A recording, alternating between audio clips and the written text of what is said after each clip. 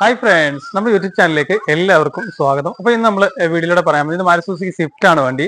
അപ്പോൾ ഇതിന്റെ customer complaint എന്ന് വെച്ച് കഴിഞ്ഞാൽ നമ്മൾ കട്ടറിലൊക്കെ പോകുന്ന സമയത്ത് അല്ലെങ്കിൽ ചെറിയ തരിപ്പ് റോഡിലായാലും ചിലപ്പോൾ നേരെ റോഡിൽ പോയി കഴിഞ്ഞാലും നമുക്ക് ഇങ്ങനെ കിടന്ന് അടിക്കുന്ന പോലുള്ള ഒരു ഫീൽ, അതായത് സസ്പെൻഷൻ ഫുള്ള് കിടന്ന് അടിക്കുന്ന പോലുള്ള ഫീൽ. അതായത് നമ്മൾ ഈ ഓട്ടോയിലൊക്കെ യാത്ര ചെയ്ത് കഴിഞ്ഞാൽ നമ്മുടെ നെഞ്ചൊക്കെ കട്ടറിൽ കൂടെ സ്പീഡിൽ പോയി കഴിഞ്ഞാൽ നെഞ്ചൊക്കെ ഒരു വല്ലാത്തൊരു മർദ്ദം പോലെ വരുന്നത് അതേ ഒരു ഫീലാണ് ഈ വണ്ടി നമ്മൾ ഓടിക്കുന്നത്. ഹമ്പൊക്കെ ചാടുമ്പോൾ പൊത്തോന്ന് അടിക്കുന്ന ഒരു സൗണ്ട്.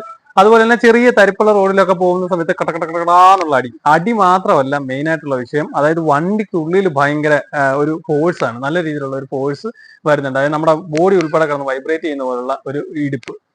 അതുപോലെ തന്നെ നമ്മൾ ഹമ്പ് ചാടുന്ന സമയത്ത് തരിപ്പുള്ള റോഡിൽ പോകുന്ന സമയത്ത് ചിലപ്പോൾ നേരെയുള്ള റോഡ് തന്നെ കുണ്ടും ചെറിയൊരു തടം പോലുള്ള റോഡാണെന്നുണ്ടെങ്കിൽ ഇങ്ങനെ നല്ലൊരു മുഴക്കം പോലുള്ള ഫീൽ. അതാണ് ഈ വണ്ടിയുടെ ശരിക്കും ഒരു ഓട്ടോയിലൊക്കെ ഇരുന്ന് യാത്ര ചെയ്യുന്ന പോലുള്ള ഒരു ഫീൽ.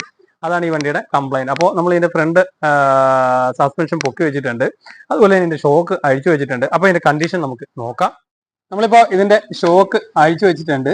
അപ്പോൾ ഇതാണ് ഇതിന്റെ ഷോക്കിന് മുകളിൽ വരുന്ന ബെയറിങ്, ഇതാണ് ഇതിന്റെ മൗണ്ടിങ് വരുന്നത്. മൗണ്ടിങ് നമുക്ക് നോക്കിയാൽ മനസ്സിലാവും, ഇടിച്ച് നല്ല രീതിയിൽ അകത്തോട്ട് പോയിട്ടുണ്ട്. അതായത് ഇതിന്റെ ആ ഒരു തിക്നെസ് കുറഞ്ഞിട്ടുണ്ട്. ഈ മൗണ്ടിങ് ഈ ഭാഗത്തോട്ട് വന്ന് ഇടിച്ചിട്ട് ഇത് അകത്തോട്ട് കയറിയിട്ടുണ്ട്. മീൻസ് ഇവിടെ ഒരു ശകലം കൂടെ ഗ്യാപ്പ് വരേണ്ടതാണ്.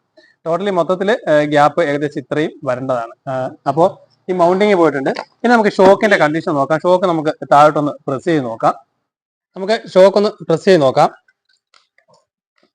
ഷോക്ക് താഴോട്ട് പ്രസ് ചെയ്യുമ്പോൾ ഫ്രീ ആയിട്ട് അങ്ങ് താഴോട്ട് പോവാണ്. മുകളിലോട്ട് നോക്കിയാൽ ചെറിയ രീതിയിൽ മുകളിലോട്ട് വരുന്നുണ്ട്. ഇപ്പോൾ സ്റ്റക്കായിട്ടുണ്ട്.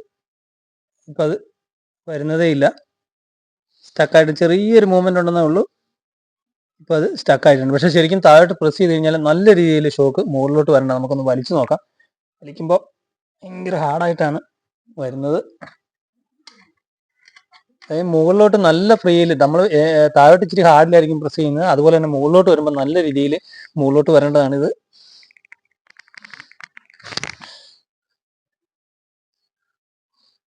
ഇത് മുകളിലോട്ട് വരുന്നതേ ഇല്ല, നല്ല രീതിയിൽ ഹാർഡാണ്. നമ്മൾ ചിലപ്പോൾ ഏകദേശം ഒരു അരമണിക്കൂർ വെച്ചേക്കാണെങ്കിൽ ഷോക്ക് ഇതൊക്കെ മുകളിലോട്ട് വരും. അപ്പോൾ ഇത് മുകളിലോട്ട് തീരെ വരുന്നേ ഇല്ല. ഇനി നമുക്ക് ഈ പുതിയ ഷോക്കിന്റെ കണ്ടീഷൻ നോക്കാം. ഇതാണ് നമ്മുടെ പുതിയ ഷോക്ക്. അപ്പോൾ ഇനി ഇതൊന്ന് പ്രസ് ചെയ്ത് നോക്കാം.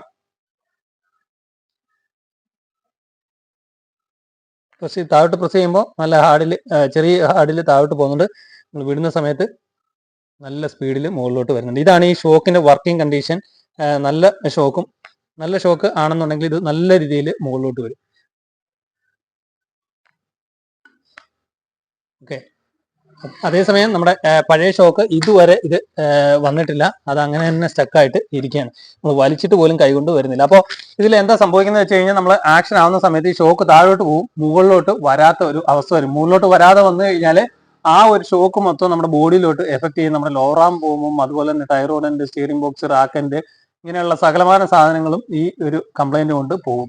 അപ്പൊ അങ്ങനെ പോയതാണ് ഇതിന്റെ മൗണ്ടിങ്ങും പോയത്. അപ്പൊ നമ്മൾ ഷോക്ക് മാറുന്ന അവസരത്തിൽ എപ്പോഴും മൗണ്ടിങ് കറക്റ്റായിട്ട് മാറി വിടുക.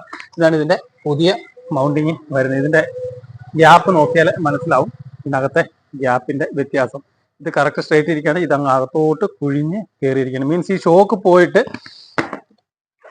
മൗണ്ടിങ് വന്ന് ഇരിക്കുന്നത്. ഇത് ഷോക്ക് നേരെ താഴോട്ട് പോകുന്ന സമയത്ത് നമ്മൾ നേരത്തെ പ്രസ് ചെയ്ത ഷോക്ക്, പുതിയ ഷോക്ക് താഴോട്ട് പോകുമ്പോൾ ഓട്ടോമാറ്റിക്കായിട്ട് സ്പീഡിൽ മുകളിലോട്ട് വരുന്നുണ്ട്. അപ്പോൾ നമ്മൾ കട്ടറിൽ പോകുമ്പോൾ ഇത് താഴോട്ട് പോകും, പക്ഷേ ഇത് മുകളിലോട്ട് വരാതെ വരുമ്പോൾ മൗണ്ടിങ്ങിൽ എഫക്റ്റ് വരും. അപ്പോൾ ബോഡിയിൽ നല്ല രീതിയിലുള്ള എഫക്റ്റ്, ആ ഒരു ഷോക്ക് അബ്സോർവ് ചെയ്യാതെ വരുമ്പോഴത്തേക്ക് ആ ഷോക്ക് മൊത്തം ബോഡിയിലോട്ട് വരും. അതാണ് നമുക്ക് ആ കൂടുതലായിട്ടുള്ള വൈബ്രേഷൻ വരുന്നത്.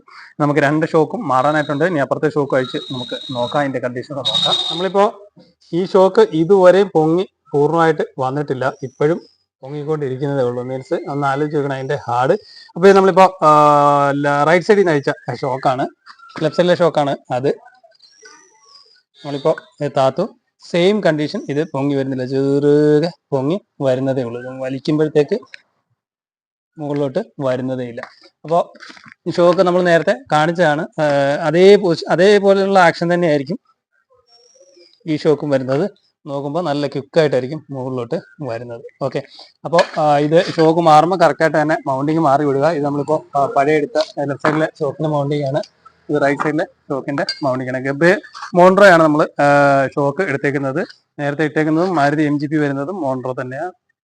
ഓക്കെ. അപ്പോൾ ഇനി നമുക്ക് ഈ ഷോക്കും സെറ്റ് ചെയ്തിട്ട് വണ്ടി ഇറക്കി വിടാം. നമ്മളിപ്പോ ഇതിന്റെ 2 ഷോക്കും മാറിയിട്ടുണ്ട്. അതുപോലെ തന്നെ ഇത് നോക്കിക്കഴിഞ്ഞാൽ നല്ല ആക്ഷനിലാണ് കിടക്കുന്നത്. ലെഫ്റ്റും റൈറ്റും നമ്മൾ 2 ഷോക്കും മാറി. അതുപോലെ തന്നെ ഷോക്കിന്റെ മൗണ്ടിങ്ങും മാറിയിട്ടുണ്ട്. അപ്പോൾ ഈ ഷോക്ക് മാറുമ്പോൾ എപ്പോഴും അതിന്റെ മൗണ്ടിങ് കറക്റ്റ് ആയിട്ട് തന്നെ മാറി വിടുക. ഇല്ലെന്നുണ്ടെങ്കിൽ നമുക്ക് ക്യാമ്പറിന് ഔട്ട് വരാനുള്ള ചാൻസ് കൂടുതലാണ്. അതായത് ഹൈറ്റ് കുറയുന്ന സമയം നമ്മൾ ഷോക്കിന്റെ മൗണ്ടിങ്ങിന്റെ ഹൈറ്റ് കുറയുമ്പോൾ വീല് ക്യാമ്പർ ഔട്ടിലോട്ട് പോകും. അപ്പൊ അങ്ങനെ വരുമ്പോൾ അകത്തുനിന്ന് ടയർ തേയുന്ന ഒരു അവസ്ഥയും കാര്യങ്ങളൊക്കെ ഉണ്ട്. അപ്പോൾ ഈ ഷോക്ക് മാറുമ്പോൾ എപ്പോഴും അതിന്റെ മൗണ്ടിങ് മാറും. അപ്പൊ ഇതിന്റെ കംപ്ലൈന്റ് എന്ന് വെച്ച് കഴിഞ്ഞാൽ കട്ടറിൽ പോകുമ്പോൾ ഉള്ള ആ ഒരു ബൗൺസിങ് എന്ന് ഉദ്ദേശിച്ചത് വണ്ടി കിടന്ന് ബോഡിയിൽ ഭയങ്കര ആക്ഷൻ. നമ്മൾ കണ്ടാണ് 2 ഷോക്കും താഴോട്ട് വെച്ചിട്ട് ഷോക്ക് മുകളിലോട്ട് വരുന്നേയില്ല. മീൻസ് നമ്മൾ ഷോക്ക് താഴോട്ട് പ്രസ് ചെയ്ത് കഴിഞ്ഞാൽ ക്വിക്കായിട്ട് തന്നെ മുകളിലോട്ട് കയറി വരേണ്ടതാണ്. ഗ്യാസ് ടൈപ്പ് ഷോക്ക് അങ്ങനെയാണ് അതിന്റെ വർക്കിംഗ് വരുന്നത്. എന്നാൽ മാത്രമേ ആ ബോഡിയിൽ ഉണ്ടാകുന്ന ആക്ഷൻ കട്ടറിലോട്ട് വീൽ താഴുന്ന സമയത്ത് പൊങ്ങുമ്പോൾ ഇത് ഓട്ടോമാറ്റിക്കായിട്ട് മുകളിലോട്ട് പൊങ്ങിയാൽ മാത്രമേ ആ ഒരു ഷോക്കിനെ നമ്മുടെ ബോഡിയിലോട്ട് കയറ്റി വിടാൻ ഷോക്ക് അബ്സോർബ് ചെയ്ത് വിടത്തുള്ളൂ. അപ്പോൾ ഈ ഷോക്കിന് കംപ്ലൈന്റ് ഉണ്ടെങ്കിൽ നമ്മുടെ ബോഡി വണ്ടിയുടെ ബോഡി മൊത്തം കിടന്ന് അടിക്കുന്ന ഒരു സൗണ്ട് നമ്മൾ തന്നെ നമ്മുടെ ബോഡിയിൽ തന്നെ നല്ല രീതിയിലുള്ള എഫക്റ്റും കാര്യങ്ങളൊക്കെ ഉണ്ടാവും. അതിൽ നെഞ്ചൊക്കെ അടയ്ക്കുന്ന പോലൊക്കെ ഉള്ള ഒരു ഫീലൊക്കെ നമ്മൾ വണ്ടി ഓടിക്കുമ്പോൾ ഉണ്ടാവും. അത് ഷോക്കിന്റെ കംപ്ലൈന്റ് കൊണ്ടാണ് അങ്ങനെ വരുന്നത്.